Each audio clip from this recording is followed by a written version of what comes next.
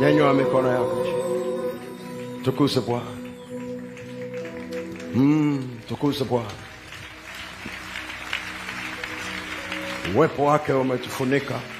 Sijajua kile unachosikia, lakini najua ninachokisikia. Naona Mungu ametuatamia hapo kwa uwepo wake.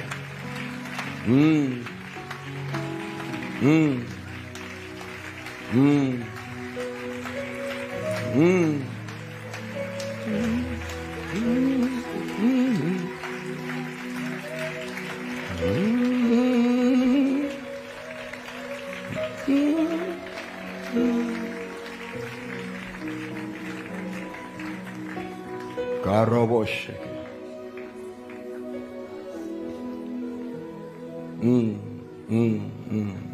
Piga vyombo, piga vyombo.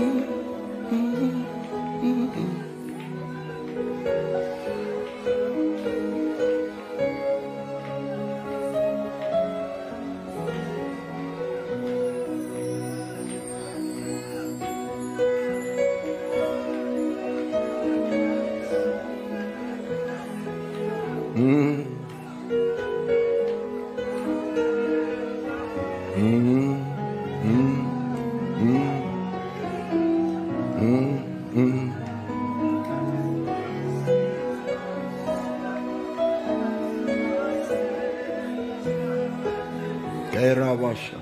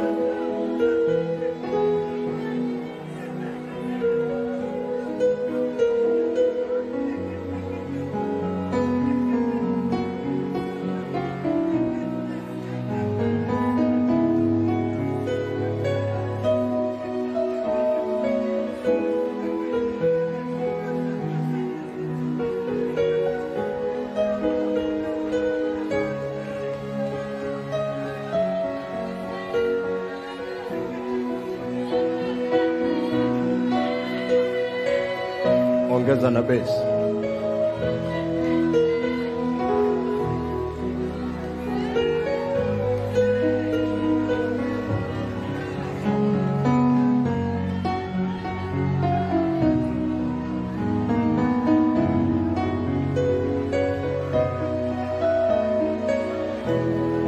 Harabasha.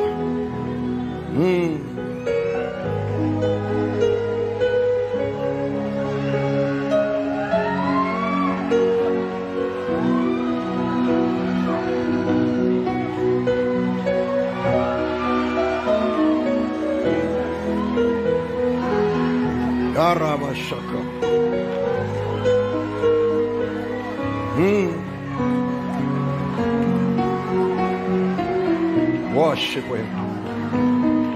Worship.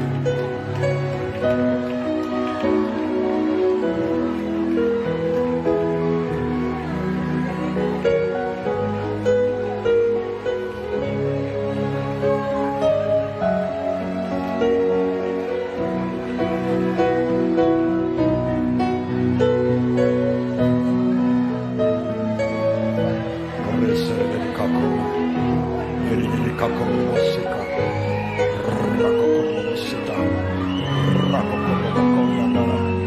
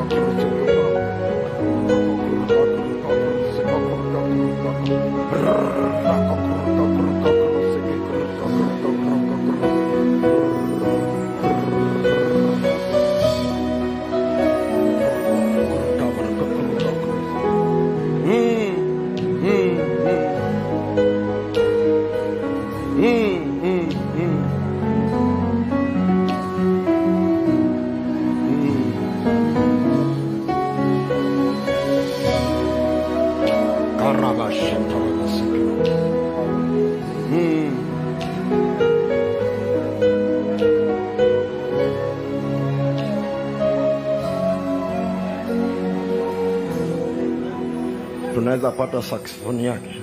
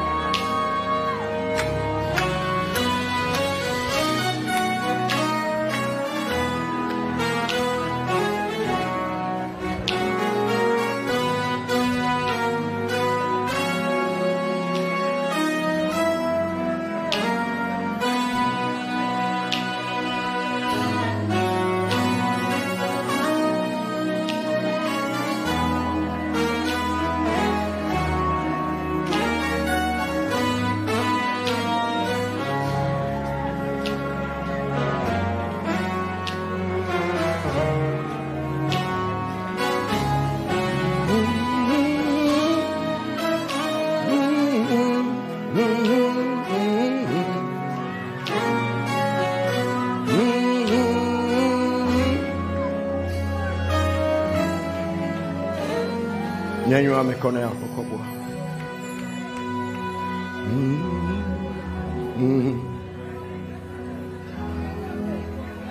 Then sings my soul. Then sings my soul.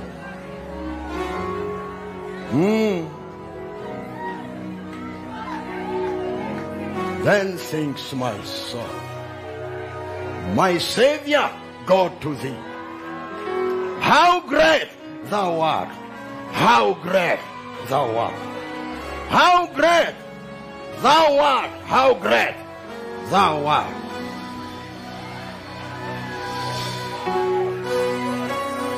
Yes. Yes.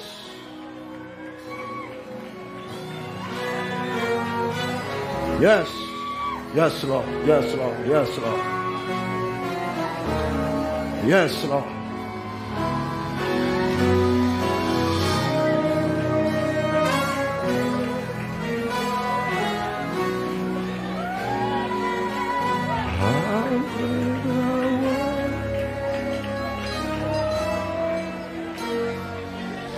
Mungu wetu, roho zetu zinakuimbia. Roho zetu zinakuimbia jinsi ulivyo mkuu. Hatuna maneno ya kutosha. Hakuna lugha yenye maneno ya kutosha, yenye uzito wa kutosha kuelezea ukuu wako, uweza wako, uungu wako. Asante kwa sababu umetupa tukakujua kwa kiwango hiki ambacho ukatupa tukakujua. Na asante kwa sababu unaendelea kujifunua. Jina lako na lihimidiwe milele kwetu mahali hapa na mahali popote pale ambapo wanatufuatilia katika hiki kipindi maalum, Bwana, cha maombi. Kipindi maalum cha maombi kwa watoto wa kike wanaotaka kuolewa na watoto wa kiume wanaotaka kuoa. Wewe ni Mungu uliye hai, uwe pamoja nasi. Asante kwa sababu ya uaminifu wako, katika jina la Yesu Kristo, na watu wote tuseme amen. Makofi kwa Bwana Yesu. Hallelujah. Mungu awabariki sana waimbaji. Mpate nafasi ya kuketi. Bwana Yesu asifiwe. Leo ni siku maalum ambayo Mungu aliitenga kwa ajili ya kuomba wadada wanaotaka kuolewa na wakaka wanaotaka kuoa. Na kuna mambo machache tu ambayo ningetaka kusema na wewe, alafu tutakwenda kuomba. Tumwamini Mungu kwamba ni siku ambayo Mungu alikusudia kwa ajili yako. Bwana Yesu asifiwe. Nataka kusema na wewe tu kidogo, kukukumbusha ili upate kujua ya kwamba ndoa ni wito wa Mungu. Ndicho nataka kusema tu, vitu vichache vitakuweka mahali pazuri sana ili ujue namna ya kuomba juu ya jambo hili kibiblia zaidi. Ndoa ni wito wa Mungu.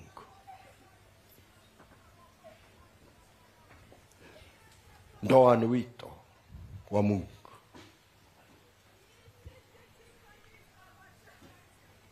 Kile kitabu cha Mithali 19 mstari wa 14, Mithali 19:14 inasema, nyumba na mali ni urithi apatao mtu kwa babaye, bali mke mwenye busara mtu hupewa na Bwana. Kwa hiyo kama mke mwenye busara mtu hupewa na Bwana, maana yake kijana anapewa mke na Bwana.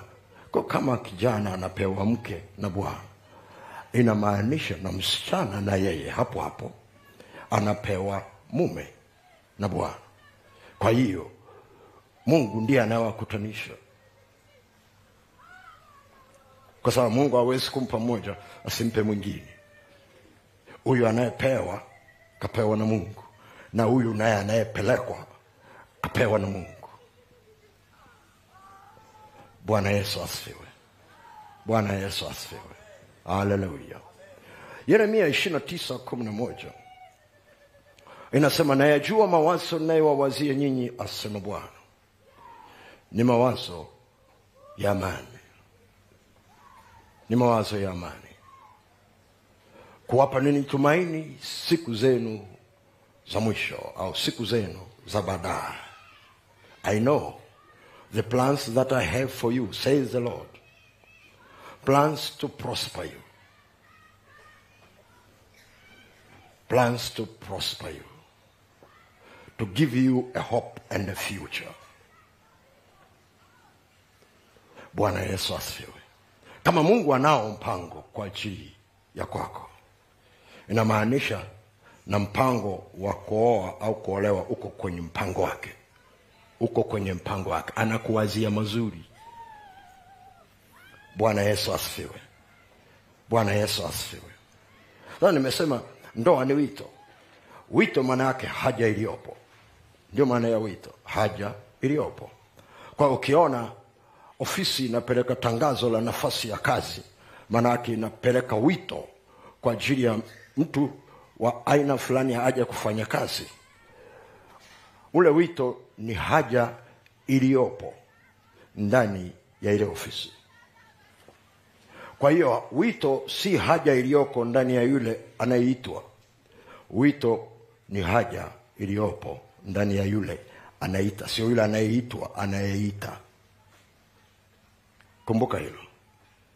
Kwa hiyo kama ofisi haina haja ya mtu wa namna hiyo sahihi, hakuna wito. Hakuna wito. Kwa hiyo lazima ujue ya kwamba wito wa ndoa ni wa Mungu. Haja alionayo Mungu. Ni haja gani ambayo Mungu aliyokuwa nayo kubwa mpaka kaamua kutengeneza taasisi inayoitwa ndoa? Ni kwa ajili ya kulitimiza kusudi lake hapa ulimwenguni. Kwa sababu tunajua Biblia inatuambia baada ya kufa hakuna kuoa, hakuna kuolewa. Kwa hiyo ndoa sio ya baada ya kufa, ndoa ni ya sahihi ukiwa hapa duniani. Makusudi ya Mungu ya ndoa ni hapa. Baada ya hapo imemaliza kazi yake. Bwana Yesu asifiwe. Yako makusudi kadhaa na mimi nataka kutaja tu machache yaweze kukusaidia. Kusudi la kwanza ni kumtambulisha Mungu ni nani ulimwenguni. Kusudi la kwanza ni kumtambulisha Mungu ni nani ulimwenguni.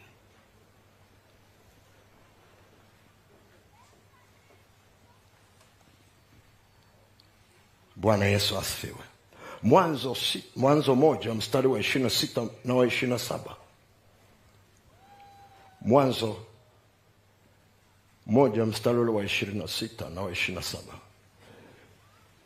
Ule wa 26 umetumia mambo mawili. Sema na tuumbe mtu kwa mfano wetu, kwa sura yetu. Ule wa 27 unazungumzia tu juu ya mfano. Ule wa 26 unazungumzia juu ya mfano wa Mungu na sura ya Mungu. Kwa nini anataka tuumbwe na itengeneze ndoa kwa sura? Maana ni rahisi sana ukatizama tu mtu. Kwa mtu yote ambaye amesoma habari za uumbaji na masuala ya ndoa, Biblia iko wazi kabisa. Alimuumba mwanamume na mwanamke. Mwanamume na mwanamke ni maneno mawili ndani ya moja. Lazima ukate katikati.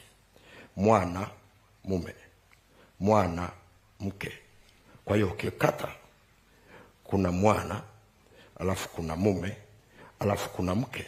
Ndio maana Biblia inasema hapo mwanzo Mungu aliwaumba mume na mke. Aliwaumba mume na mke, sio kaka na dada. Alikuwa anatengeneza taasisi ya ndoa. Lakini maandiko yanatuambia pia ya kwamba alitangulia kutuchagua ndani yake Kristo kabla ya kuweka misingi ya ulimwengu ili tuwe wanawe. Kwa hiyo Mungu aliweka ndani yetu kuwa watoto wake, lakini pia kuwa mume na mke. Nataka ufahamu hilo. Alipokuwa anaweka ile sura yake ndani, ni kitambulisho. Kwa kitu cha kwanza ambacho Mungu anakitarajia kwenye ndoa, iwe ni sura yake inayomtambulisha Mungu ni nani. Tuko sawa?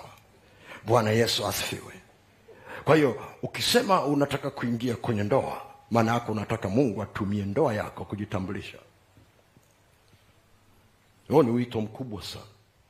Ndio maana ni hatari sana ukiona umeingia kwenye ndoa au mtu ameingia kwenye ndoa, msukumo wake wa kumtumikia Mungu na kumtambulisha Mungu unaenda chini. Unajua kuna kitu hakijakaa sawa. Au ameshambuliwa bila kujua, kwa sababu inatakiwa kile kitu cha utumishi kilichokuweko ndani, ni kipawa kilichokuwa kule ndani, na kila ambacho Mungu anataka akitumie kwenu kwa ajili ya kujitambulisha, kinatakiwa wakati wa ndoa ni kama vile kinawekewa mbolea zaidi, kinatiwa nguvu zaidi, kinatakiwa kufanya kazi kwa pamoja. Bwana Yesu asifiwe. Kusudi la pili,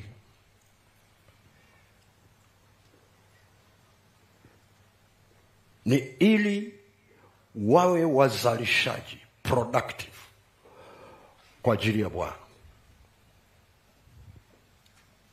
Wazalishaji kwa ajili ya Bwana. Bwana Yesu asifiwe. Bwana Yesu asifiwe. Haleluya. Wazalishaji kwa ajili ya Bwana. Kile kitabu cha Mwanzo sura ya 1 mstari wa 28, Biblia inasema akawabarikia, akawaambia zaeni. Zaeni. Bwana Yesu asifiwe. Ila napozungumza ya kwamba zaeni, ni zaidi tu ya kuzaa watoto. Ndio maana Mungu akuweka kila kitu tunachokihitaji. Ila Mungu aliweka na kuwezesha mwanadamu awe na uwezo wa kuzalisha kitu ambacho Mungu anakihitaji kwa ajili ya kuendeleza kusudi lake nyakati baada ya nyakati. Kwa sababu kuwabarikia maana yake kuwa empower, kuwawezesha, kuweka vitu ndani yao vitakavyowasaidia kufanya kile alichowaambia, zaeni. Kwa hiyo kama unazaa kwa ajili ya Bwana, hawa watoto wasimame kwenye kusudi la Bwana. Wale wasomaji wa Biblia wanajua kanisa ni plan B. Plan A ni ndoa ya mume na mke, wamzalie Mungu watoto wenye sura yake, Wakati huo dhambi ilikuwa haijaingia, hakukuweko kufa. Ndoa ndio ilikuwa imepewa kazi kwamba watoto wanapozaliwa hawazaliwi kwa kuokoka, wanazaliwa kwa kuzaliwa wanavyozaliwa, lakini wanazaliwa na sura ya Mungu. Dhambi ilipoingia, ilibidi Mungu alete plan B. Ndio maana maandiko yanatuambia Adamu wa kwanza na Adamu wa mwisho. Adamu wa mwisho ni plan B. Baada ya plani ya kwanza kuvurugika, rehema za Mungu zikaamua kutusaidia, akaleta plan B ambayo Adamu wa mwisho alikuja. Na ndio maana Biblia inatuambia kanisa ni mke na Yesu ni bwana. Kanisa ni bibi harusi na Yesu ni bwana harusi. Ndiko sura inakotoka.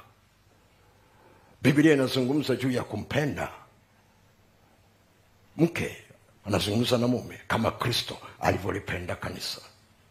Waefeso akaeleza mambo ya ndoa, alafu akasema siri hiyo ni kubwa, lakini mimi nanena habari za Kristo na kanisa.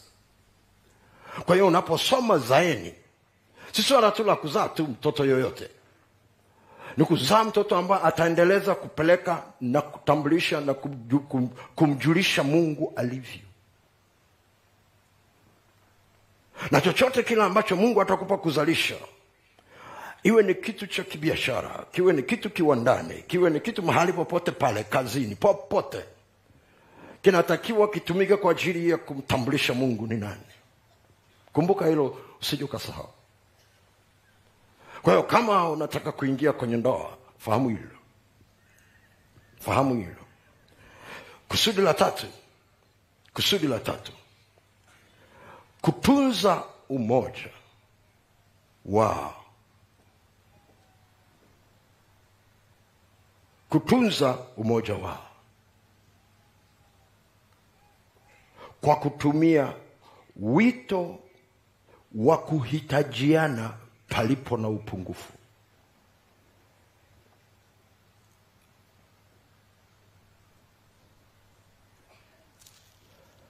Kutunza umoja wao kwa kutumia wito wa kuhitajiana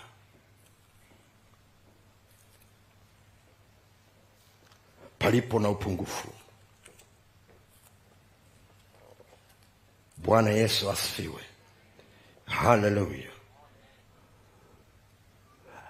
Biblia inazungumza kwenye kile kitabu cha Mwanzo 2:18 kwamba si vema huyo mtu akae peke yake, nitamfanyia msaidizi.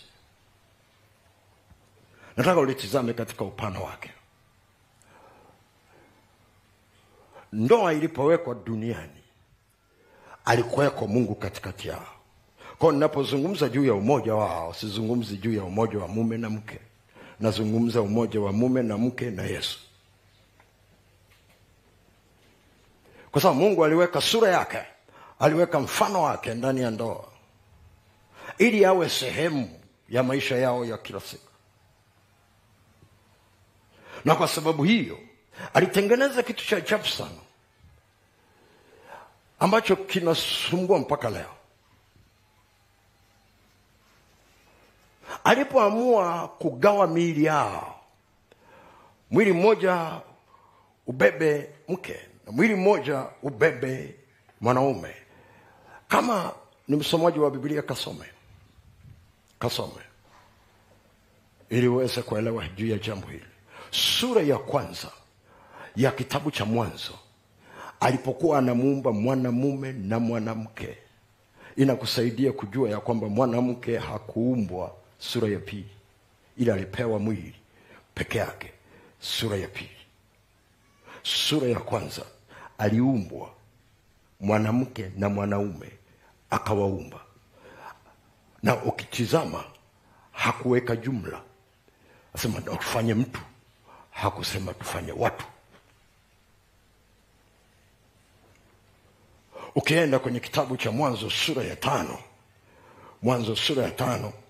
utaona kitu kingine pale ambacho kinazungumzwa. Sura ya 5, ule mstari wa kwanza na wa pili. Hiki ndicho kitabu cha vizazi vya Adamu. siku ile Mungu alipoumba mtu, kwa sura ya Mungu alimfanya. Mwanamume na mwanamke aliwaumba, akawabariki, akawaita jina lao. Sema jina lao. Sema jina lao. Jina lao. Akawaita jina lao Adam siku ile alipowaumba. Kwa hiyo mwanamke jina lake Adam na mwanaume jina lake Adam. Sio mimi nimesema, Biblia imeandika. Dhambi ilipoingia ndio mwanaume akaamua hili la kwangu, utaitwa Hawa. Tuko sawa sawa? Kwa nini aliweka jina moja? Ili kusimamisha kitu cha umoja. Akawaita jina lao Adam, wote kwa pamoja. Ndani yao kulikuwa na sura ya Mungu. Sura ya pili kwenye kitabu cha Mwanzo, wakati anatengeneza miili, unaona alipoanza kutengeneza, alitengeneza mwili mmoja. Hao walioitwa Adam wote waliwekwa ndani ya mwili mmoja. Akatazama akasema, no,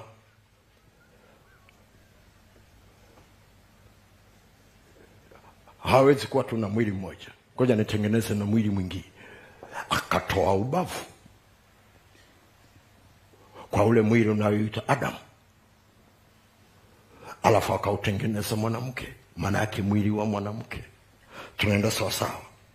Tunaenda sawa sawa? Daka kitu kimoja kitakusaidia. Alipotoa ubavu kwa Adam, alitengeneza udhaifu, kwa sababu Biblia haituambii kama alirudishia ubavu.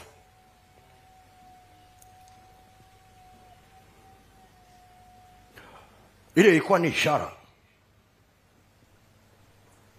Hiyo ilikuwa ni ishara kubwa kabisa. Kubwa kabisa. Kwamba kuna madhaifu, tukitumia madhaifu labda sio kitu kizuri zaidi kwa Kiswahili. Labda tuseme mapungufu. Kuna mapungufu ambayo yako ndani ya watu. Yako makusudi kabisa.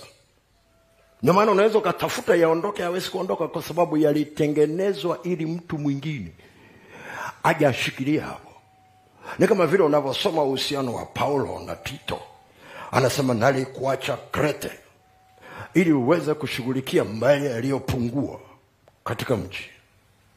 Paulo angeweza kufanya, lakini Mungu hakumuitia Paulo hilo.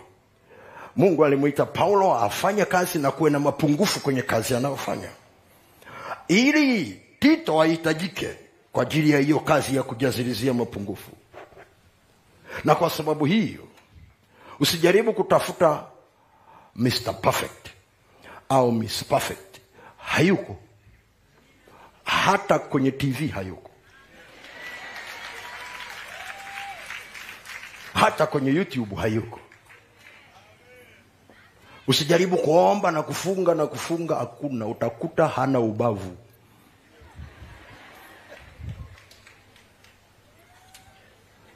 Kwa hiyo wito wako mmoja wapo kwenye ndoa ni kutambua mwenzako kapungukiwa wapi. Wewe ndio wa kujazilizia.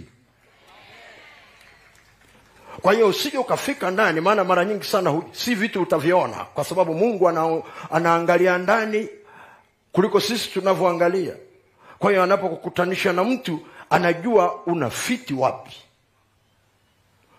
Wapi wewe uko vizuri, wapi mwenzako hayuko vizuri. Mara nyingi ukifika ndani ndio vitu vingine unaona. Kama mmekaa kwenye mahusiano muda mrefu kidogo, mnaweza mkafahamiana machache, lakini uwe na uhakika kuna mapungufu mengine yanafichwa.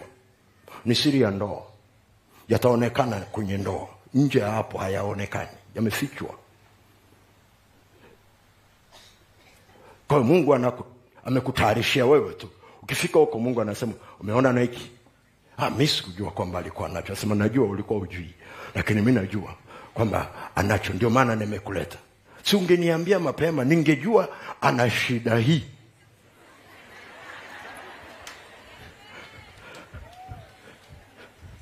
Ningekataa kabisa.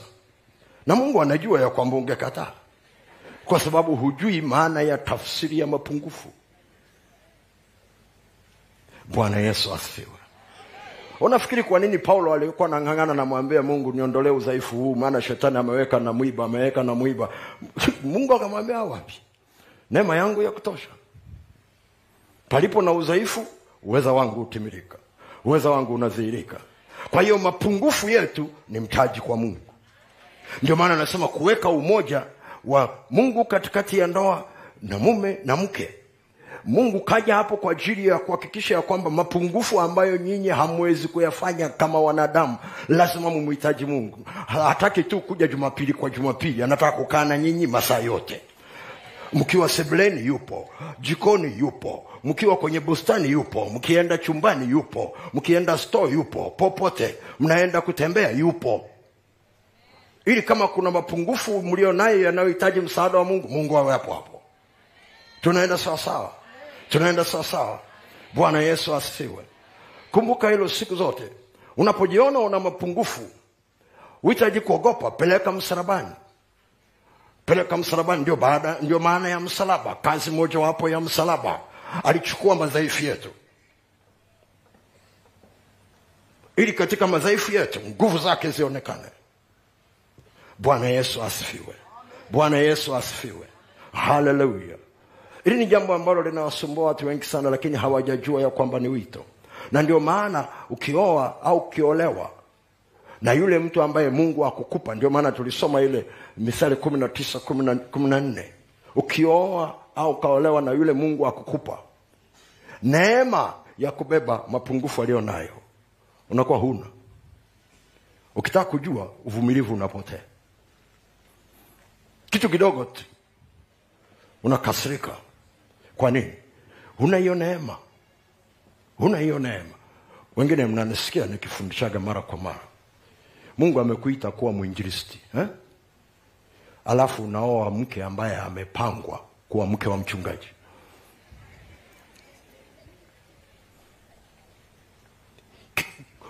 Yeye kaja pale kutafuta mapungufu kwa mchungaji, ayashughulikie, amsaidie, sio kwa mwinjilisti. Bwana Yesu asifiwe. Hallelujah. Na mchungaji akaoa mwanamke ambaye aliandaliwa kwa ajili ya mwinjilisti, itakuwa ngumu sana kwake. Kwa nini? Nyumbani kwa mchungaji wageni wengi. Kila baada ya dakika kidogo chai, kila baada ya dakika kidogo karibu, kila baada ya dakika kidogo msiondoke, basi ngoja tusonge ugali. Mwinjilisti anajuaga mume wake ameondoka wiki 2, wiki 3, hayuko nyumbani, hajui wageni, hajui kupika chai haraka, hajui kusema subiri tutengeneze ugali. Afu ndio anakuwa mke wa mchungaji. Subiri tu, baada ya muda wageni wako hawaishi. Si ungekuwa wanakupa taarifa, amesahau ni nyumbani kwa mchungaji. Si kila anayekuja kwa mchungaji anaomba appointment. Na wengine wanasema ili jambo hili tusimfuate ofisini, tumfuate nyumbani.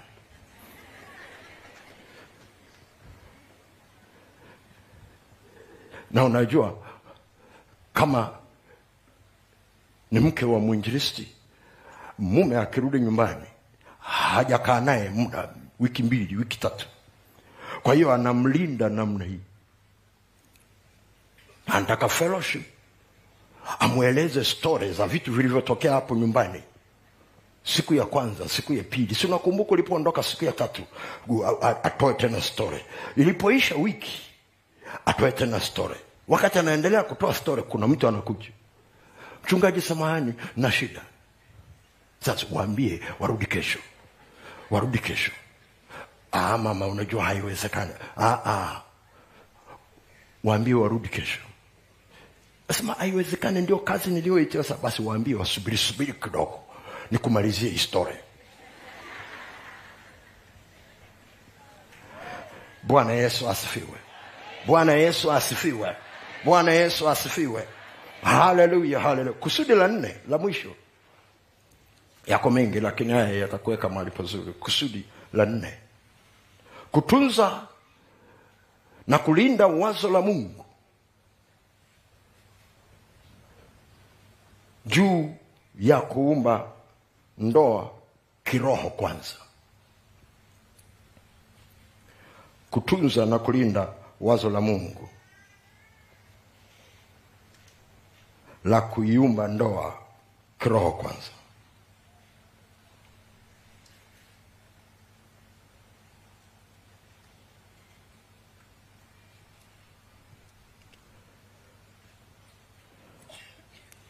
Bwana Yesu asifiwe. Hii ni habari nzito, lakini nataka kuweka muhtasari tu kidogo uweze kuelewa. Ndoa ni ya kiroho kwanza kabla ijawa ya kimwili. Nilikwambia sura ya kwanza alipomuumba mwanamume na mwanamke, alipokuwa anawaambia zaeni, alipokuwa anawabarikia, vyote vilikuwa katika ulimwengu wa roho. Mwili ulikuwa bado hujatengenezwa. Anapowapa maelekezo, zaeni mkatawale, mwili ulikuwa haupo. Hivyo vyote viko sura ya kwanza. Sura ya kwanza. Bwana Yesu asifiwe. Bwana Yesu asifiwe. Hallelujah. Na kwa sababu hiyo alikuwa anaweka kitu kimoja cha ajabu sana. Huko ndiko alikoweka sura yake. Hakusubiri kapewa mwili alafu ndo aweke sura yake. Alipokuwa anapulizia pumzi alikuwa anaweka nafsi ya mtu. Lakini sura ya Mungu iliwekwa ndani ya roho ya mtu. Tuko pamoja? Bwana Yesu asifiwe. Bwana Yesu asifiwe. Hallelujah. Mungu alichokuwa anataka tupate kitu gani? Ili tuone umuhimu wa kutunza imani zetu kwa Mungu. Kumbuka hilo, usije ukasahau. Kutunza imani zetu kwa Mungu.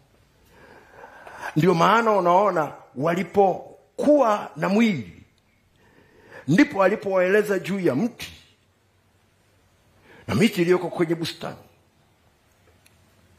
Hakuwaambia hilo kwenye sura ya kwanza. Aliwaambia kwenye sura ya pili, ili lisije likaharibu imani yao iliyowekwa na inayotakiwa ikae ndani ya roho zao. Kwa sababu mtu aliumbwa aishi katika ulimwengu mbili kwa wakati mmoja, katika ulimwengu wa roho na katika ulimwengu wa kimwili. Katika ulimwengu wa roho atumie roho yake, katika ulimwengu wa kimwili atumie mwili wake. Katika kuviunganisha vyote viwili atumie nafsi yake. Bwana Yesu asifiwe. Bwana Yesu asifiwe. Hallelujah. Sasa unaweza ukaelewa. Biblia inasema hivi, alichokiunganisha Mungu mwanadamu asikitenganishe. Sasa wengi inapofika kwenye ndoa wanafikiri upendo unawaunganisha. No.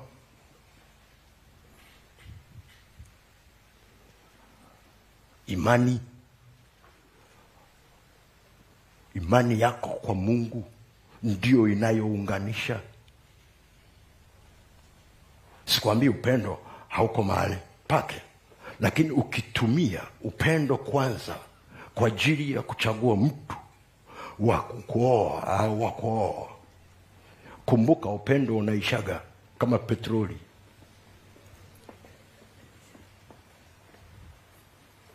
Unaishaga. Na kitu kingine cha ajabu sana, upendo ukitangulia unaua kitu cha kiroho usipokuwa mwangalifu. Ndicho kilichompata mfalme Suleiman kwenye kile kitabu cha Wafalme wa kwanza, ile sura ya 11 mstari wa kwanza mpaka wa 4. Biblia inasema Suleiman akawapenda wanawake wageni, wakatajwa na makabila zao. Biblia inasema ambao Mungu alikuwa amewaambia wana wa Israeli wasiingie nao kwenye masuala ya mahusiano ya kuoana. Si kwa sababu alikuwa hawapendi, lakini kwa sababu ya roho za miungu yao. Akasema mkiwachukua watawakengeusha mioyo yenu, watawarudisha nyuma kiroho. Tuko pamoja? Bwana Yesu asifiwe. Bwana Yesu asifiwe. Kwa hiyo badilisha vipaumbele vyako. Usitangulize kwanza upendo, tanguliza imani. Kumbuka hilo. Unaweza kupuzia, lakini tafuta shuhuda za wenzako. Ukitanguliza imani, unajiuliza ndani, huyu mtu anasali wapi? Ameokoka hajaokoka? Hilo ni swali la kwanza litakuja ndani yako. Ili kama una uhakika na imani yake, piga breki kidogo. Ukitanguliza upendo, unasema ataponea njiani. Nasema hamna neno, nimesikia kuna semina inakuja, nitapeleka jina lake kwenye box na maombi, Mungu akutane naye. Asipokutana naye,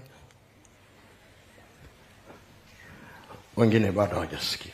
Nasema hivi, ukishaona msichana umepata boyfriend alafu kiroho chako kinayeyuka, sio sahihi. Kijana ukipata girlfriend alafu unaona kiroho chako kinaanza kufa, kambali. Usiseme nampenda, atakumaliza huku ndani. Kesho yako iko ndani. Na hiyo ndio ambayo imewatesa watu wengi sana, kwa sababu hawakujua Biblia imewekaje. Imani ndio inayounganisha kwanza. Upendo wa Mungu maana yake unaounganisha kwanza, sio upendo wa kwenu. Upendo huo wa kibinadamu hauna nguvu ya kuweza kustahimili mikiki ambayo iko ndani ya ndoa, isipokuwa upendo la Mungu ambalo linajifunua katika imani, tupate kumjua Mungu aliyetupenda akatukutanisha jinsi tulivyo. Na lile pendo la Mungu ndilo ambalo linamtazama mwenzako kwa sura ya kusudi la Mungu. Na ukitizama kwa staili hiyo, hata kuomba kwako kunabadilika. Tunaenda sawa. Sasa unaweza ukaelewa, upinzani wa kuoa ni wa kiroho, upinzani wa kuolewa ni wa kiroho, sio wa kimwili. Sio swala la kukupenda au kutokukupenda, kwa sababu huko ndiko kwenye msingi wa ndoa. Shetani anajua, watu wengi hawajui. Kwa hiyo anawabana. Na kwa sababu kitu kikubwa kinachounganisha watu ni imani, kitu anachofanya, anabana familia, anazingiza kwenye imani kwa staili ile ambayo na Ibrahimu aliingizwa na Mungu. Wewe na uzao wako, wewe na uzao wako, wewe na uzao wako, wewe na uzao wako. Kwa hiyo wanaingia kwenye maagano ya kukaa kwenye aina fulani ya imani. Siku sasa unataka kuoa au unataka kuolewa na mtu ambaye yuko ndani ya Yesu, wakati wewe uliwekwa akiba kwa ajili ya kuolewa au kuoa mtu wa imani nyingine zamani, na hujui. Hujawahi kuona hiyo vita. Hujawahi kuona hiyo vita. Ni vita vya ulimwengu wa roho ambavyo mnapambana. Huyu akisema ni wa kwangu, huyu ni wa kwangu, huyu ni wa kwangu, ni wa kwangu. Nilipewa mimi kabla. Bwana Yesu asifiwe. Bwana Yesu asifiwe. Bwana Yesu asifiwe. Ndio maana kama usipokuwa mwangalifu, ukabana kwenye hiyo kona, baada ya muda unakuja kugundua ya kwamba sio upendo ulinivuta hapa, kuna kitu kingine. Kwa sababu unaona, unaingia kwenye ndoa, uko kwenye harusi, umevaa kabisa tayari, au suti au umevaa yale mavazi mnayovaaga wakina dada kwenda kwenye harusi. Unaenda huku unajiuliza, nina uhakika na hiki kitu ninafanya? Na huko wanasema ana meremeta.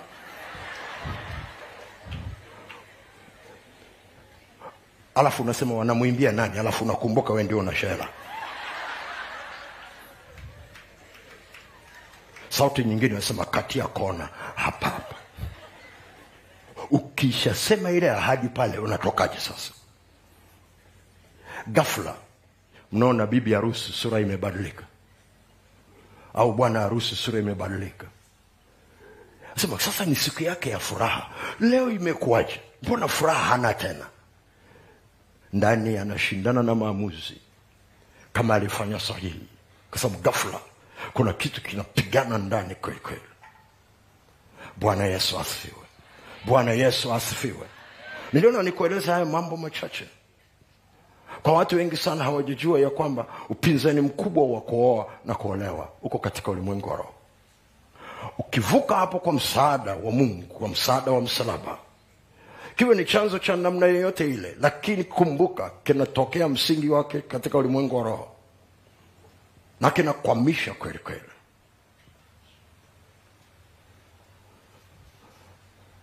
Siku moja nilikuwa nimeitwa kwenye shule ya sekondari kuombea watoto wanajiandaa kufanya mtihani wa kidato cha 4. Kwa nilipofika pale, wakaitwa kwenye ukumbi wa shule na walimu walikuwa yako pale. Kwa nikazungumza nao neno la Bwana, alafu nikaamua kuwaombea ili Mungu awasaidie. Nilipoanza kuomba kwa ajili ya mitihani yao, mapepo yakaanguka, yakawaangusha kweli kweli. Na nikaanza kumwombea mmoja mmoja.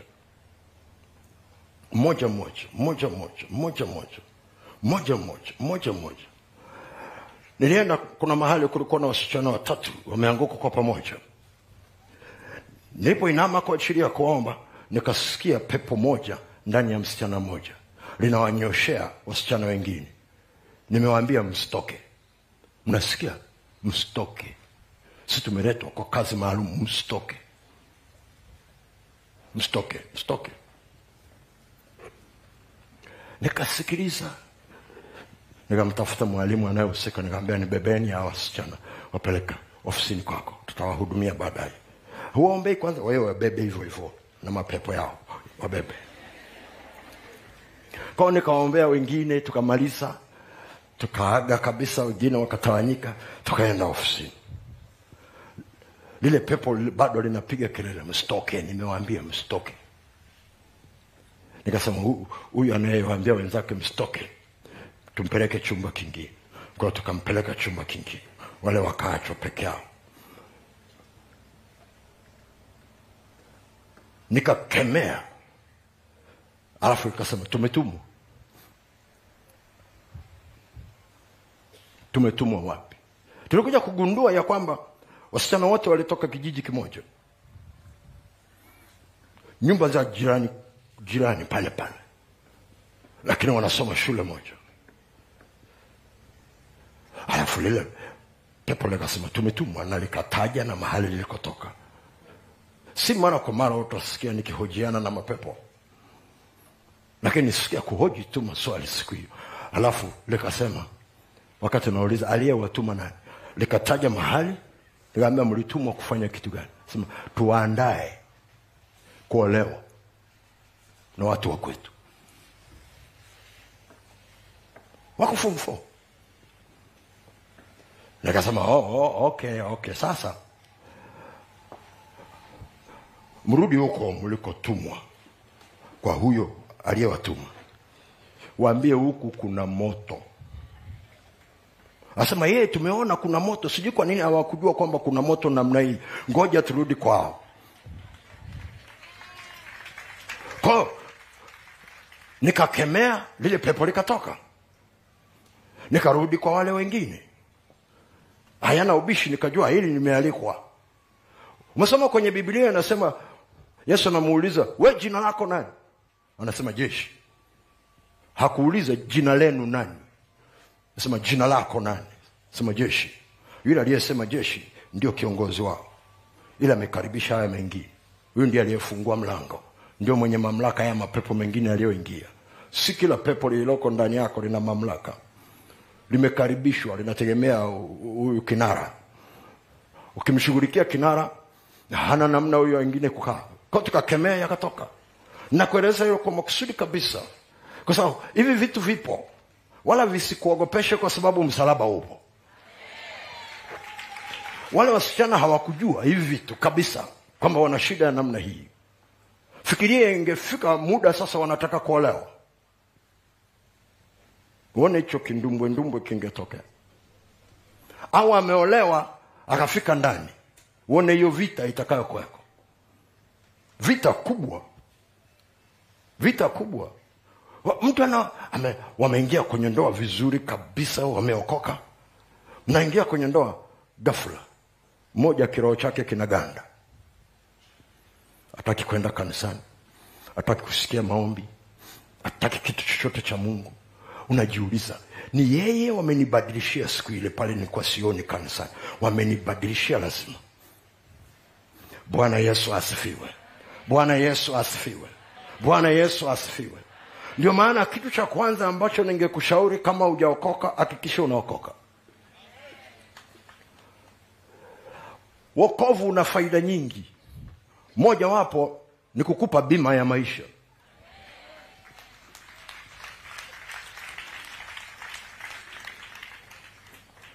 Yesu anakuwa mdhamini wa maisha yako, anayekusaidia. Unapokosea maamuzi, unarudi kwake. Nimekosea hapa, naomba unisamehe. Anakusamehe na anakurekebisha na anakusaidia. Sio swala tu la kuokoka kwa sababu tu unataka kuokoka. Wokovu una faida tukiwa hapa duniani. Una faida. Na faida moja wapo ni kukusaidia huku ndani kufanya maamuzi yako, ukitanguliza kitu cha kiroho zaidi, kitu cha kiimani zaidi kuliko kitu cha kupendana. Swala la nje ni la kwako, swala la ndani ni la Mungu. Unataka mrefu, unataka mfupi, hilo ni la kwako. Unataka mweupe, unataka mweusi kama mimi, hilo ni la kwako. Bwana Yesu asifiwe. Mungu akimsumbui kwamba huyu ni mrefu au ni mfupi, akimsumbui. Mungu kinamsumbua anayekupa moyoni yukoje, rohoni yukoje.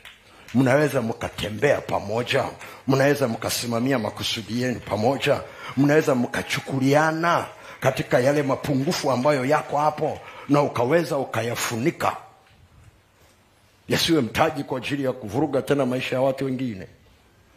Bwana Yesu asifiwe. Bwana Yesu asifiwe. Na tutakwenda kuomba hapa. Chochote kile ambacho kimekaa mbele yako, kama ni msichana kinakuzuia kuolewa, kiweze kuondoka.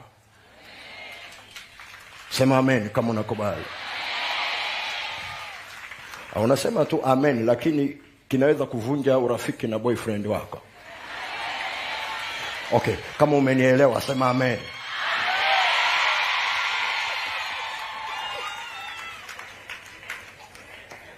Serious kabisa. Haya mambo tunazungumza, tunacheka, tunafikiri ni kazi nyepesi. Kuna dada mmoja nilienda kwenye mkoa mmoja, akaniambia, mwalimu, nina mchumba miaka mingi, karibu 5-6. Kila siku atasema karibu tutaenda kwa wazazi, karibu tutaenda kwa wazazi. Hatuendi. Sasa amehamia mji mwingine, ndio kanyamaza kabisa. Sasa mimi sijui. Sasa wengine wanakuja na wakatalia. Maana sasa huyu nilishamkubalia kiuchumba. Nikaambia, unatakaje? Sasa Mungu anisaidie, aniamulie. Nikaambia, uko tayari kupokea jibu?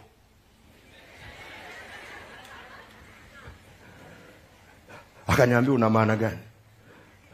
Nikaambia, Mungu anaweza akakwambia usi wa kwako, achana naye, uko tayari kumwacha?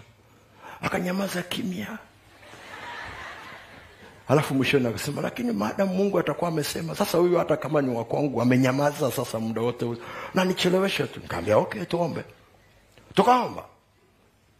Mungu, ninaomba mfuatilie huyu mtu. Nikataja jina lake, mahali aliko.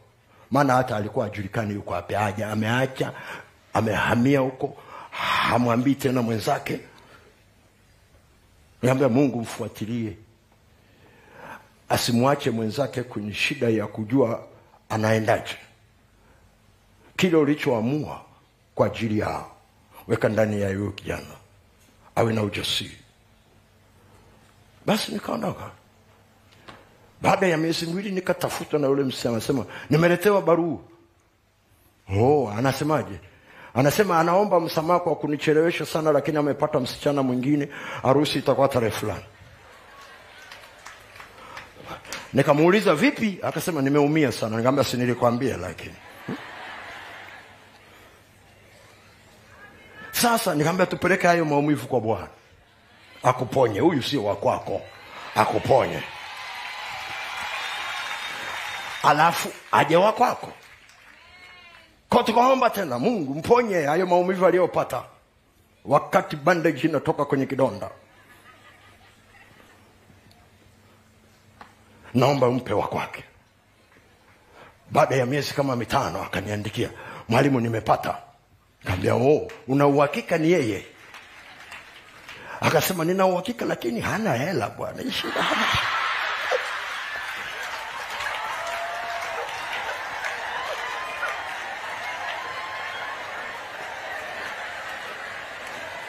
Nikamwambia hatukuomba hela, tuliomba mwanaume wa kuoa. We hela imetoka wapi?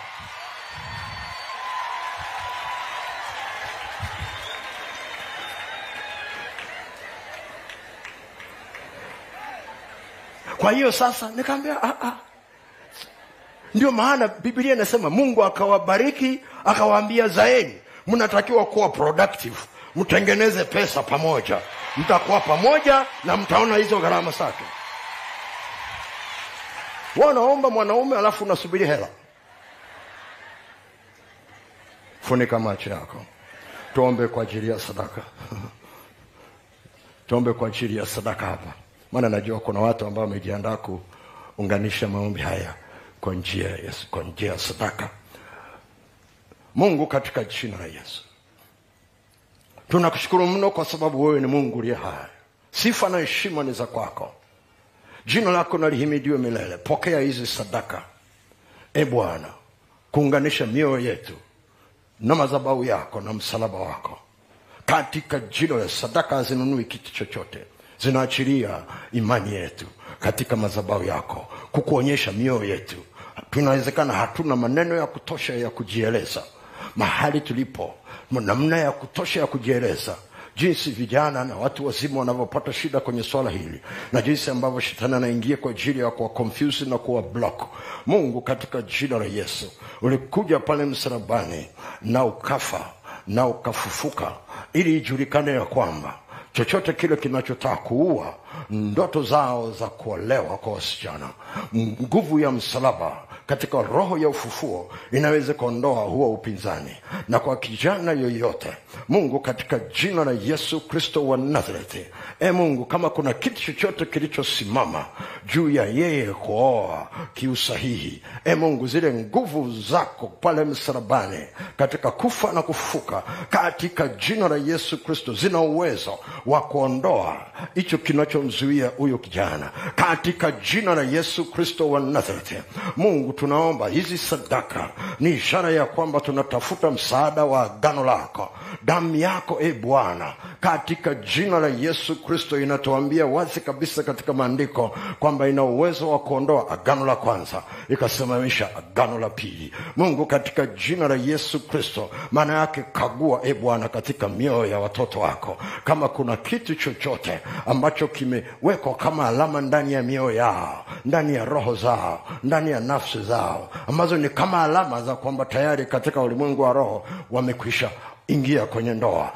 Mungu, katika jina la Yesu, zisizokuwa za kwako, damu yako ipite na kuvunja na kuharibu, ili Bwana wawe na uhuru wa kusimama katika agano lako, kwa sababu wewe ni Mungu uliye hai. Katika jina la Yesu, wako wazazi wanaomba kwa ajili ya watoto wao au wajukuu zao, Mungu, katika jina la Yesu Kristo, wakumbuke na wao. Kuna wengine ambao wanaomba maombi ya akiba kwa ajili ya watoto wao ambao bado hawajafikia umri wa kuoa au kuolewa, lakini wanaomba maombi ya akiba.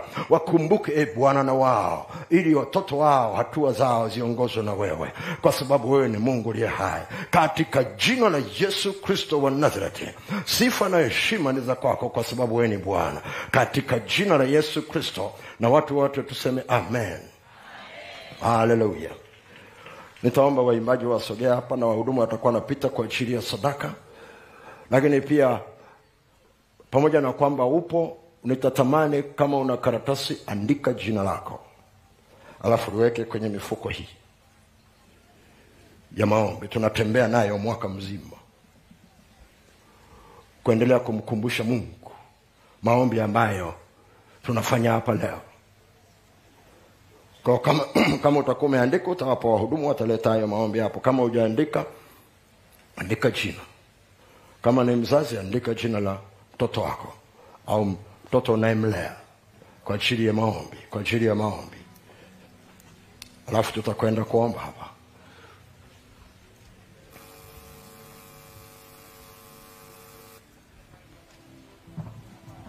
Jesus.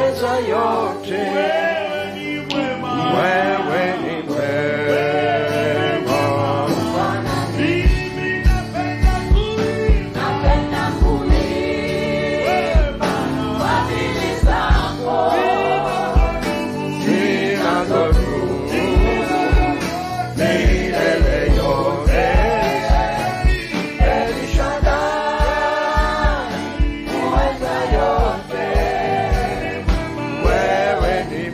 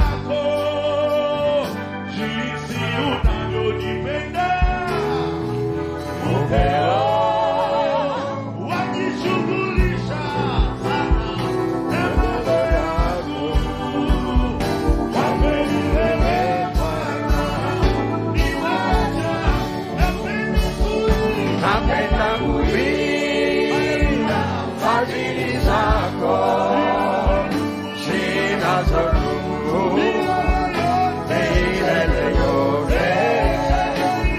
El Shaddai, niweza yote. Wewe ni mwema, umfananishi. Napenda kuimba fadhili zako zinazodumu milele yote. El Shaddai, niweza yote. Wewe ni mwema, umfananishi. Wewe ni mwema, umfananishi. Wewe ni mwema, umfananishi. Wewe ni mwema, umfananishi. Wewe ni mwema, umfananishi. Wewe ni mwema, umfananishi. Wewe ni mwema, umfananishi. Wewe ni mwema, umfananishi. Wewe ni mwema, umfananishi. Wewe ni mwema, umfananishi. Wewe ni mwema, umfananishi.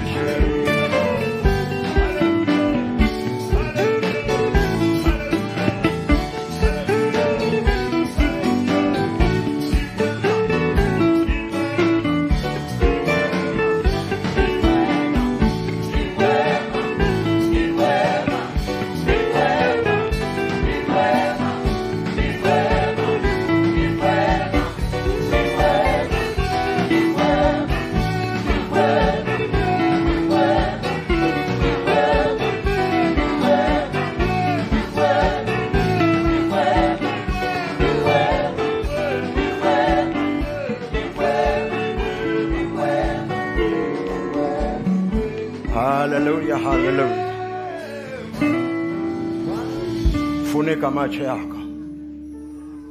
Tuseme na kila mmoja ambaye hajaokoka pata nafasi ya kuokoka. Tuseme na kila mmoja ambaye alikuwa ameokoka akarudi nyuma. Kuna faida kubwa sana kuokoka. Nyingi tu. Lakini moja wapo ni bima ya maisha. Taji wako wa msaada wa hekima ya Mungu katika maamuzi mbalimbali yaliyoko mbele yako. Pamoja na kwamba tunajua ndani yake kuna uzima wa milele utakaotusaidia kukaa hapa pamoja na Bwana na kukaa naye milele. Lakini unamhitaji Yesu mapema katika maisha yako. Pango wa Mungu ilikuwa ni kwamba tuwe tunazaliwa na Yesu katika sura za roho zetu. Dhambi ikatuvuruga. Wale waliokoka uzeeni wanajua hasara ya kuchelewa kuokoka. Wanajua. Kwa sababu kuna maisha mengine angemjua Yesu mapema asingepita. Na ile tu kwamba Mungu amemuokoa hata kama akiwa mtu mzima, anamshukuru Mungu. Maana kuna wenzake anaona kabisa mpaka wanakufa. Wenzake hawana uhakika kama walipata neema ya kuokoka. Mungu katika jina la Yesu, sema na watoto wako hawa na watumishi wako hawa. Ile tu kwamba umewapa kiu ya kuja katikati ya joto namna hii na kuacha shughuli zao, ni ishara ndani ya mioyo yao wanakupenda na wanakupenda upeo. Pamoja na kwamba tuna maombi yanayowahusu, lakini wangeweza kutafuta msaada mahali pengine ambako Mungu hayuko. Wangetafuta msaada wa wenzao, ushauri wa wenzao, lakini wamekuja kwako kwa sababu wewe unalo jibu lililo sahihi. Hata kama wameshauriwa na wenzao, kuna namna ambavyo wanaweza wakacheki wewe unasemaje na ushauri wa wenzao unasemaje, ili wapate kufanya maamuzi. Mungu, ninaomba kwa ajili ya kila mmoja ambaye hajaokoka, hajakujua wewe kama Bwana na Mwokozi wa maisha yake. Maana yake ndani yake hajapata uzima wa milele, uzima wako. Mungu sema naye apate kusema ndio kwako. Tunajua shetani anapinga, akaweka na upofu isije kumzukia nuru ile ya Injili. Nasi tunaondoa hilo giza katika jina la Yesu Kristo. Tunafungua macho yake ya ndani katika jina la Yesu Kristo. Tunafungua maamuzi yake katika jina la Yesu Kristo, apate kusema ndio kwako. Tunaondoa kila aina ya kuahirisha kuja kwako. Saa ya wokovu ni sasa, na siku ya wokovu ni leo. Mungu, katika jina la Yesu Kristo wa Nazareth, naomba hata kwa yule ambaye alikuwa ameokoka akarudi nyuma, Mungu, katika jina la Yesu, neema yako imuite tena na kumrudisha tena kwako, ili ajue ya kwamba ni hatari kukaa nje wakati safina ipo kwa ajili ya kumbeba, ambayo ni Yesu. Mungu, katika jina la Yesu Kristo wa Nazareth, asante kwa sababu wewe ni Bwana. Asante kwa sababu ya maamuzi ambayo tayari ameshafanya ndani yake, ile kusema ndio kwako, kwa sababu wewe ni Mungu aliye hai. Katika jina la Yesu Kristo wa Nazareth, katika jina la Yesu Kristo, malaika zako wavunao, asante kwa sababu wako mahali hapa, na Roho yako Mtakatifu anayetujalia kuweza kuja kwako yuko pamoja nasi. Amjalie kila mmoja kusema ndio kwa Bwana, katika jina la Yesu Kristo. Wote tuseme amen. Kama uko hapa unanisikiliza hujaokoka, unamtaka Yesu awe Bwana na Mwokozi wa maisha yako, aingie moyoni mwako. Sizungumzii juu ya mahali unaposali, nazungumzia juu ya nafasi ya moyo wako. Yesu anayo au hana? Ameingia ndani yako, amekuzama pili, una uzima wa milele, una uhakika kwamba saa hii ukifa unaenda mbinguni. Kama una uhakika, unamhitaji Yesu, kwa sababu imani ni kuwa na uhakika. Na kama ulikuwa umeokoka ukarudi nyuma, ni saa ya kutengeneza, ili tutakapokuwa tunaomba haya mengine, haya mambo ya msingi yawe yamekaa vizuri. Kwa hiyo mtu yeyote yule ambaye unasema mwalimu sijaokoka, nataka kuokoka, nyosha mkono wako mahali ulipo. Asante, usiogope. Asante. Songa hapa mbele ili upate nafasi za mwanzo huku mbele. Nataka kuokoka mara ya kwanza kabisa, songa hapa mbele. Unasema lakini kitu cha wokovu sikielewi. No, hakuna mtu anayeokoka kwa kuelewa. Wote tunaokoka kwa kumwamini Yesu, kwamba kazi aliyofanya pale msalabani haikuenda patupu. Njoo kwa Yesu.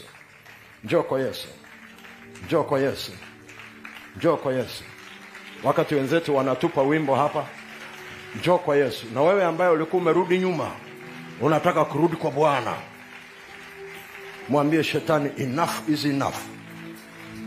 Ninaenda kwa Bwana. Njoo kwa Yesu. Karibu.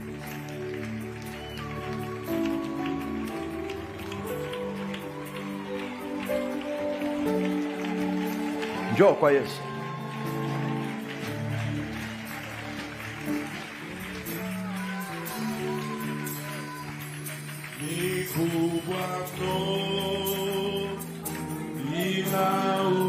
Njoo kwa Yesu, tunakusubiri.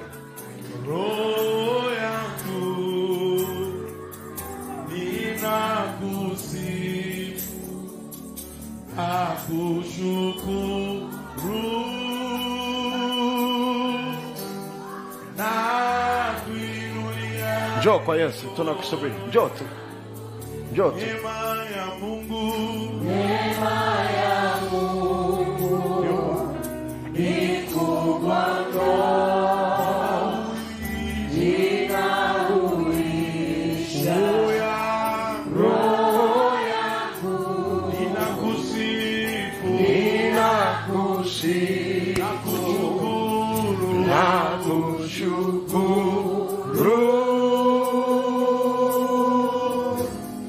na kuinulia mikono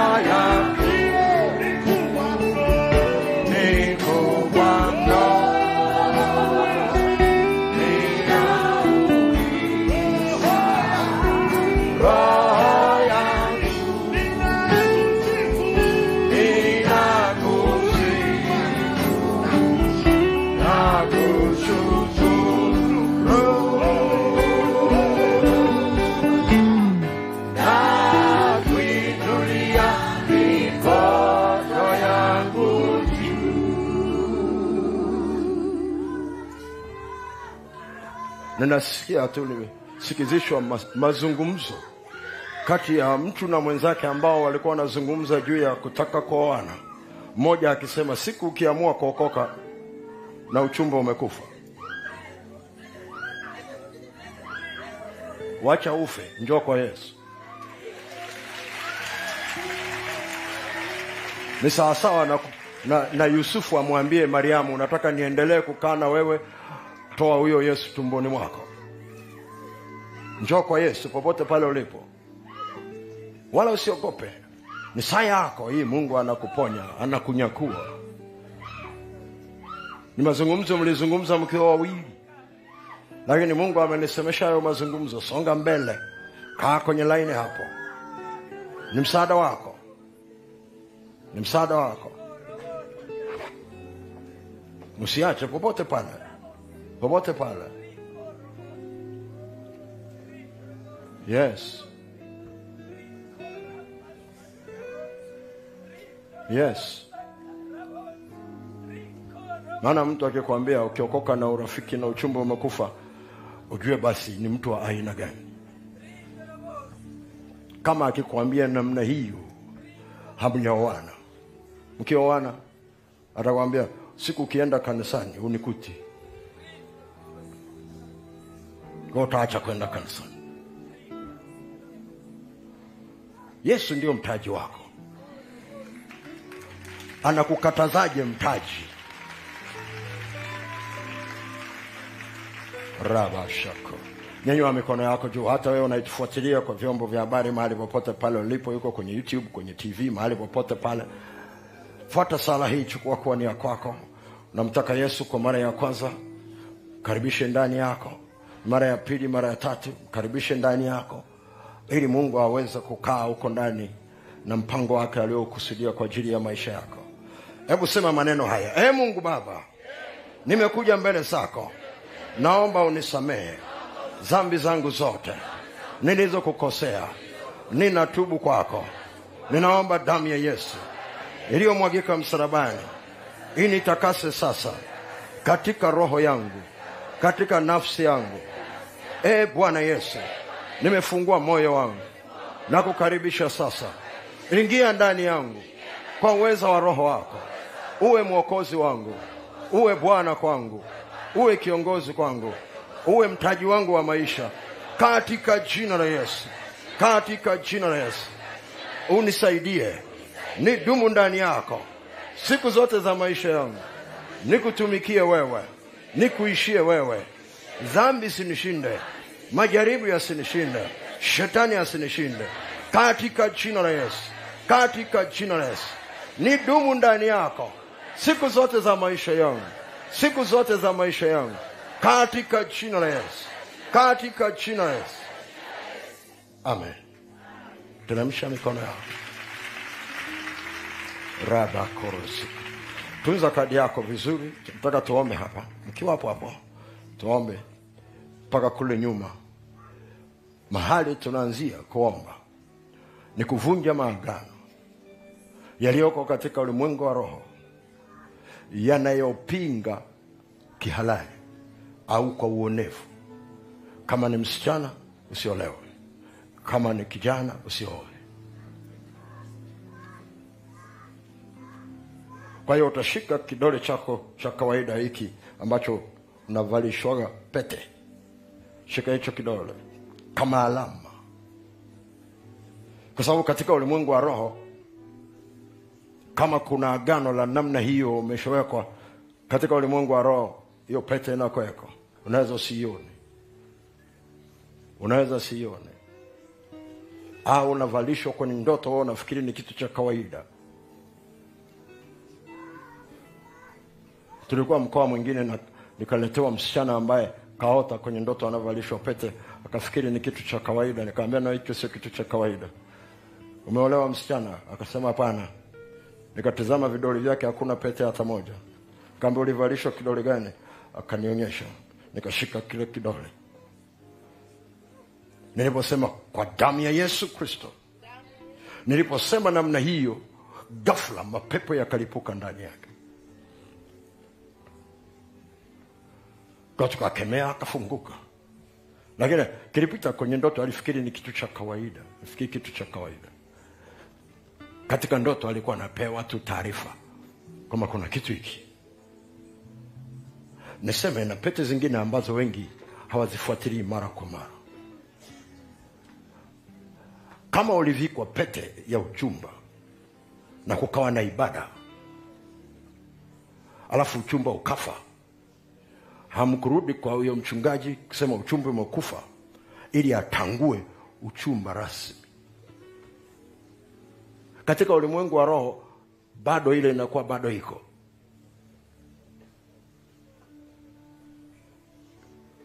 Kwa unapata uchumba mwingine unaongeza juu. Katika ulimwengu wa kimwili ni kwamba umebadilisha pete ya huyu umeweka huyu. Lakini katika ulimwengu wa roho hayo ni mapatano ya pili. Hayakai. Kwa sababu ile ya kwanza inasema mimi niko, katoka wapi huyu? Na shetani anacheza hapo. Kwa ndio maana kama mtu amekuchumbia na mkaenda mkavikana pete kanisani, uchumba ukifa, rudi kwa mchungaji. Mwambie baba mchungaji au mama mchungaji, uchumba ule umekufa. Sioni kama ukiendelea, lakini ulituongoza kwenye ibada na maneno yakasema na ukatuombea. Ninaomba utangue. Watajua namna ya kufanya. Sijui kazarau hiyo hata siku moja. Itakusaidia. Naona nikueleze hiyo, maana vijana wengi sana wajajua gharama ya kuvalishana pete na kusema maneno. Mkifikiri ni kitu cha kawaida, katika ulimwengu wa roho ni kitu kikubwa. Na kinapoambatana na ibada na sadaka ya uchumba kinaongeza nguvu. Ikikatika kwa jinsi ya mwili katika ulimwengu wa roho haijakatika kirahisi hivyo, na itakutesa kesho na kesho itakutesa. Kwa kama pia uliwahi kuwa na pete za namna za uchumba, wewe shika hapo, utakuwa unamkumbusha Mungu. Kama ulipitia wachumba 3, 4, 5, waambie Mungu, wala sikumbuki wako wangapi, ila wote siwataki. Maana hakuna hata mmoja anayekutaka. Karabasha kurubase. Shika kidole chako. Kama unamwakilisha mtu, shika kidole chako kwa niaba ya mtu mwingine. Ni kijana wako au ni binti yako. Popote pale. Popote pale. Hallelujah. Karobosheke. Reka mandara basiki. Rapa koko. Nitakuongoza sala hapa. Nitakuongoza sala hapa, ambayo itakusaidia kuingia katika haya maombi, angalau ujue kitu gani kinatokea.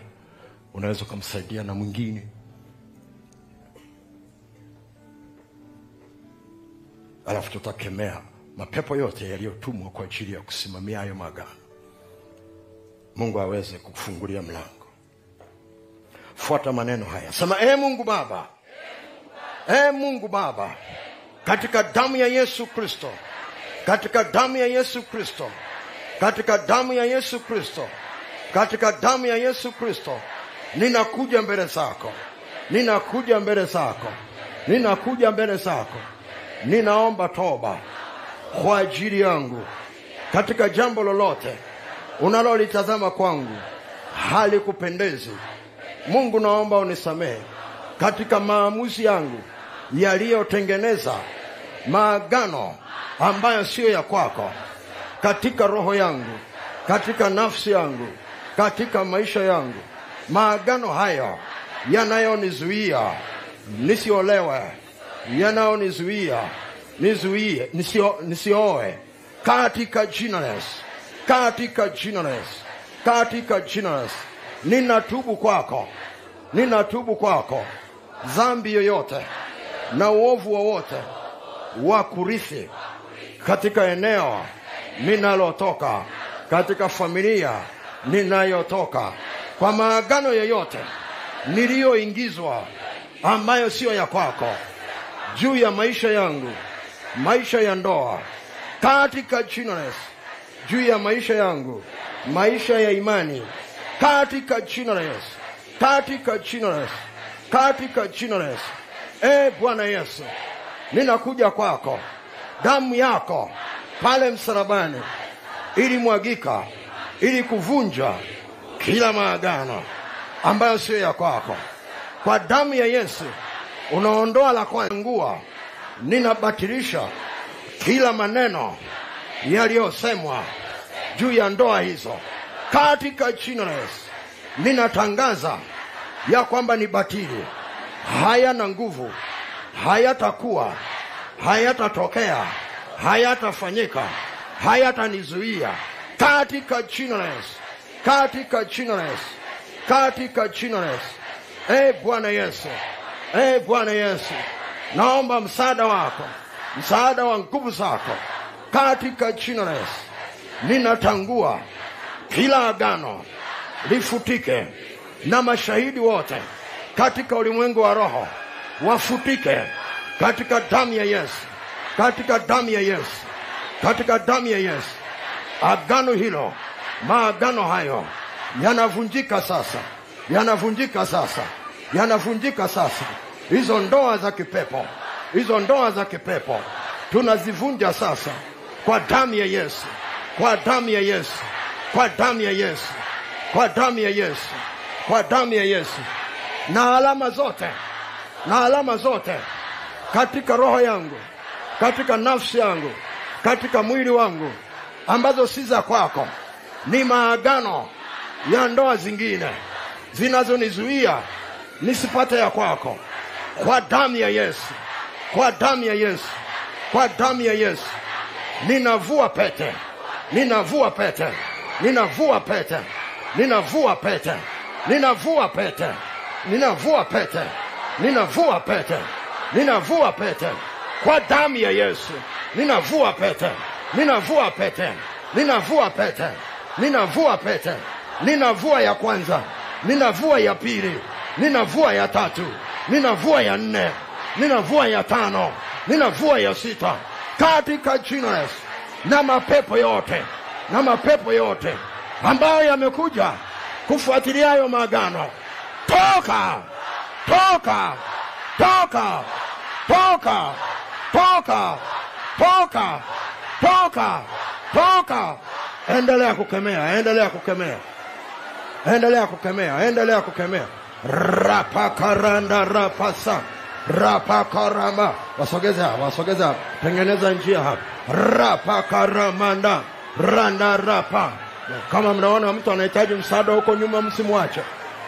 Rapakaranda, rapako, resa.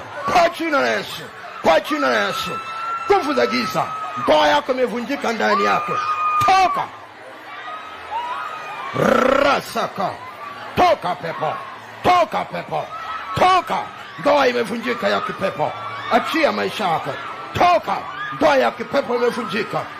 Rasaka ramanda, rapa. Funguka, endelea kuomba, endelea kukemea, endelea kuomba. Vua, vua hizo pete za uchumba, ambao uchumba ulishakufa kwa damu ya Yesu. Kwanza ameshaoa mwingine, toka, toka, toka, toka, toka. Achia maisha yake.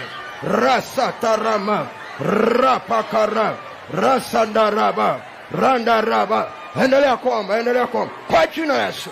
Nguvu za giza, toka, toka. Achia. Magano hayo yamevunjika, yamevunjika kwa damu ya Yesu, yamevunjika, yamevunjika kwa damu ya Yesu, yamevunjika kwa damu ya Yesu, kwa damu ya Yesu. Hiyo ndoa haitakuwa, imevunjika. Karapa karama, randa rapaka, resanda rapa.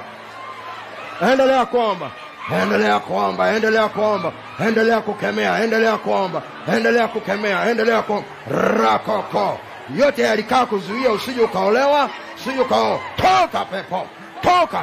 Achia maisha yake, achia, achia hicho kidole chake cha pete, na hizo pete kwenye miguu, na hizo zilizofungwa kwenye miguu, toka, toka pepo, toka. Achia miguu yake, achia, achia hatua zake. Rapa karasa kwa jina la Yesu, toka. Tunavunja hilo agano kwa damu ya Yesu, kwa damu ya Yesu, kwa damu ya Yesu, kwa damu ya Yesu, kwa damu ya Yesu. Toka, funguka, funguka. Endelea kuomba, endelea kuomba kwa dakika kidogo, endelea kuomba. Rasatara katika jina la Yesu, toka pepo, toka pepo, toka, achia maisha yake. Rapaka rasa, achia, toka pepo, toka. Tunavua hiyo pete kwenye miguu, toka. Tunaweka huru mguu kwa jina la Yesu, kwa jina la Yesu. Toka pepo, achia maisha yake. Damu ya Yesu, damu ya Yesu, damu ya Yesu inakuweka huru msichana. Rapaka, damu ya Yesu, damu ya Yesu inakuweka huru. Toka pepo. Rapaka, endelea kuomba, endelea kuomba, endelea kuomba. Yule ambaye si wa kwako, Mungu anamuondoa. Yule wa kwako, Mungu anamleta karibu. Resaka, mara alikofichwa, mara alikofichwa analetwa, mara alikokuwa anafukuzwa analetwa. Kwa jina la Yesu, nguvu za giza, toka, toka, toka, toka. Rapaka ramanda, rasaka, ropo kara.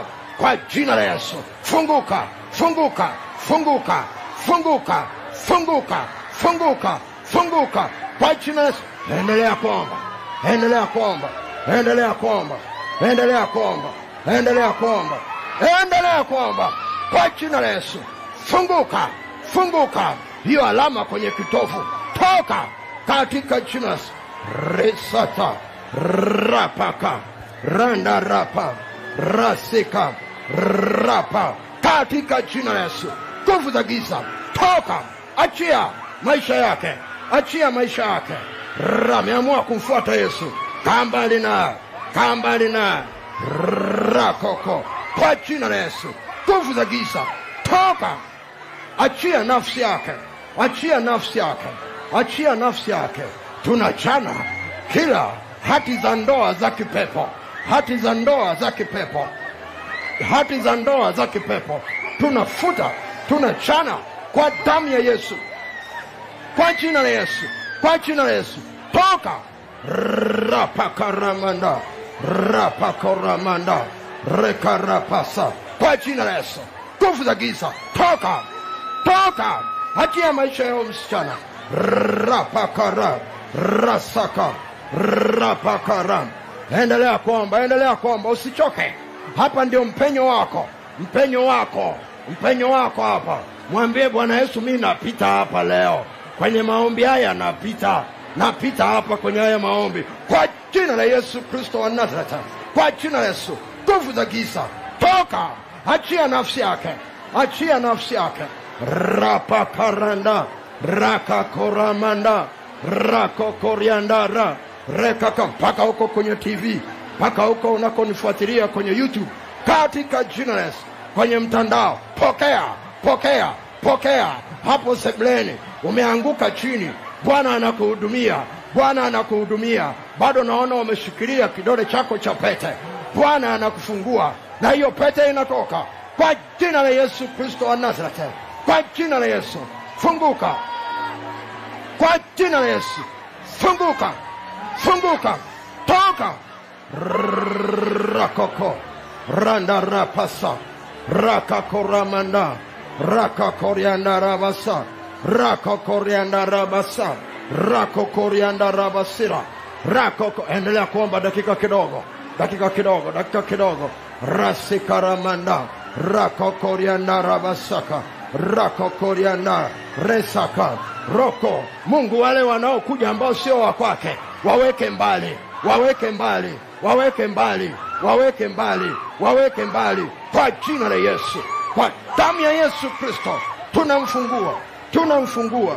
Rasaka, hawa ni wakwako, hawa ni wakwako. Bwana Yesu, weka alama yako, weka alama yako, weka alama yako, weka alama yako kwa jina la Yesu, katika jina la Yesu, katika jina la Yesu. Funguka. Resika, randa rapa, resandara, rako korianda, resaka. Endelea kuomba, endelea kuomba, endelea kuomba kwa jina la Yesu, kwa jina la Yesu. Toka pepo, toka, toka, toka. Achia tumbo lake la uzazi, achia tumbo lake la uzazi kwa jina la Yesu. Rakokoravasa, randa rapakora, randa rapako, rakokorobo, rakokorama, rakoko, rasikarama, rakakorianda, rekandarabasa, rekandarabako, Rako korianda rabasaka. Resana. Weka mkono hapo. Hapo. Kwenye kiuno chako au chini ya kitovu kidogo au kwenye kiuno chako. Weka mkono wako. Weka mkono wako. Weka mkono wako. Ninasikia pepo likisema hiki ni kiwanda changu. Ni kiwanda changu, ni kiwanda changu. Nilipewa. Ni kiwanda changu nilipewa. No, sio kiwanda chako. Hicho ni kiwanda cha Yesu. Alikiumba kwa makusudi, kwa makusudi. Katika jina la Yesu tunanyunyiza damu ya Yesu Kristo kwenye kiuno chako, kwenye tumbo la uzazi. Kwa jina la Yesu, kwa jina la Yesu. Toka, toka, rasaka. Endelea kusemesha kiuno chako. Endelea kusemesha viungo vyako vya uzazi. Endelea kusemesha viungo vyako vya uzazi. Rasataramando, rako korianda rako, rikatarabako. Kwa jina la Yesu, kwa jina la Yesu. Toka pepo, achia maisha yake, achia maisha yake. Yes, nguvu za Mungu zinapita. Nguvu za Mungu zinapita kwenye kiuno chako, kwenye kiuno chako. Kwa jina la Yesu, kwa jina la Yesu, kwa jina la Yesu, kwa jina la Yesu. Toka. Rakoko, randa rapa, rakokorianda, rasakara, rokokoramanda, rakokoriama, rasaka. Kwa jina la Yesu, kwa jina la Yesu. Toka. Achia kwenye kizazi chake, achia kizazi chake, achia. Tunafuta hiyo pete, tunafuta iliyoshika hicho kizazi. Toka, toka kwa damu ya Yesu Kristo wa Nazareth, kwa damu ya Yesu Kristo wa Nazareth. Rapakora, randa rapako, aramanda, rasaka. Kwa jina la Yesu, kwa jina la Yesu. Nguvu za giza, achia tumbo lake, achia tumbo lake la uzazi, achia tumbo lake la uzazi. Kwa jina la Yesu. Endelea kuomba, endelea kuomba, endelea kuomba. Kwa jina la Yesu, achia tumbo lake la uzazi, achia tumbo lake la uzazi. Kwa jina la Yesu, funguka, uwe huru, uwe huru, uwe huru. Rakakaramanda, rakaka. Kwa jina la Yesu Kristo, kwa jina la Yesu, achia tumbo lake la uzazi, achia tumbo lake la uzazi. Toka katika jina la Yesu. Achia tumbo lake la uzazi, tumbo lake la uzazi. Tunaondoa hicho kitu ulicho. Toka, toka, achia kiuno chake katika jina la Yesu. Nyanyua mikono yako kwa Bwana. Peleke hatua nyingine, wapeleke hatua nyingine. Mungu, hii ni taasisi yako, uliumba kwa makusudi yako, na Shetani naye anataka kuitumia kwa sababu ya umuhimu ulioweka hapa ulimwenguni. Mungu, katika jina la Yesu, pale msalabani ulikubali kuwa mdhamini wetu. Uwe mdhamini kwa ajili ya huyu msichana, ajili ya huyu kijana. Uwe mdhamini kwa ajili ya watoto na wajukuu wazazi walioko mahali hapa, na wale wanaotufuatilia kwa njia ya television, kwa njia ya mtandao, kwa njia ya vyombo vya habari, mahali wapote pale. Maana wewe ni Mungu aliye hai. Katika jina, wape macho ya kuona ndani yule ambaye Bwana umempeleka kwake aliye sahihi. Wape macho ya kuona kama sio sahihi. Wape ujasiri wa kusema hapana kama sio sahihi. Wape ujasiri wa kusema ndio wakati ni sahihi. Katika jina la Yesu Kristo wa Nazareth, waepushie Bwana mawazo mabaya, maamuzi mabaya. Katika jina la Yesu, waepushie marafiki wabaya. Katika jina la Yesu Kristo, maana wewe ni Mungu aliye hai. Tunachotamani Bwana, waingie katika ndoa zao kwa uwezo wako na nguvu zako. Wasimamie kusudi lako na msaada wako Bwana uwe mkuu. Sifa na heshima ni za kwako. Ukatumie maisha yao kujitambulisha tena kwa ulimwengu kwamba inawezekana, kwamba inawezekana, kwamba inawezekana, kwamba inawezekana. Rapa korianda rabasa. Pigie Bwana Yesu makofi. Hallelujah, hallelujah. Mliopewa hizo kadi, jaza hizo kadi. Kama huna kalamu, wenzangu watakuja kusaidia. Utabaki na kipande kimoja, kingine utatuachia tuendelee kukuombea. Kama wana vitabu vya hongera kwa kokoka, mnavyo, si ndio? Ya, kwa usiondoke upewe hicho kitabu. Ninaomba utulie wakati wanamaliza hapa, pate muda wa kupumzika kidogo kabla ya jioni. Tumshukuru Mungu wetu. Baba, tunasema asante kwa ajili ya saa hizi ambazo Bwana umekwenda kuhudumia kwa jinsi ya pekee. Asante kwa wokovu mkuu ambao Bwana umeuachilia ndani ya mioyo ya watoto wako na watumishi wako hawa. Bwana, neno hili lilopita, Bwana, ni uponyaji. Asante kwa tumaini jipya ndani yao, ya kwamba Bwana utawakutanisha na wale ambao umewaandalia. Libarikiwe jina lako kwa ajili ya mtumishi wako, kwa neema uliyompa kuweza kuyasema haya aliyesema. Bwana, sifa ni zako, utukufu wote ukurudie Bwana. Asante kwa sababu kwa kipindi tutakachokuwa hapa au kutoka, Bwana utakuwa pamoja nasi, na ya kwamba jioni ya leo tena utaendelea kusema nasi. Ni katika jina la Yesu Kristo tumeomba na kukushukuru. Amen. Amen. Mungu akubariki.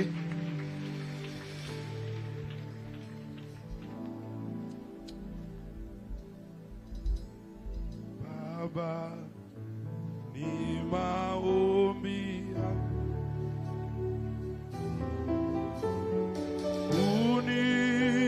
hapa. Tunaanza saa 8:30. Saa 8:30 tunaanza. Saa 8:30. Mbingu zikijaa sifa.